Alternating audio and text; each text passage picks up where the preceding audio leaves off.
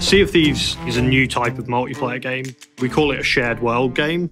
It's a cross-play title you can play on PC or on Xbox. How do we create something that can scale to millions of players and then keep those players engaged over weeks and months and years? PlayFab multiplayer servers provides a pool of servers. As the number of players throughout a given day increases, we can pull those servers online in a very short period of time. We try to ensure that players have the lowest latency to the servers as possible. So we deploy into 6 data centers around the world. We don't want to leave you playing on a server on your own. So this is where our server migration technology really comes in, where you can look at the population of other servers and either move your crew from your server or move another crew from their server onto a server together.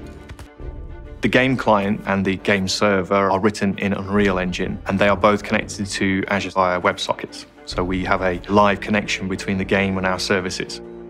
Azure provides a cluster of servers that we host our services on.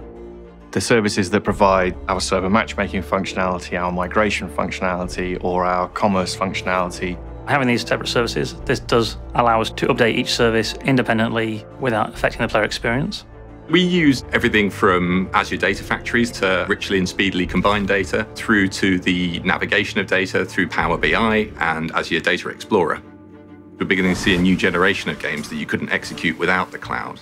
We've got the ability to update the game and keep on adding new content. This game would not be possible without Azure.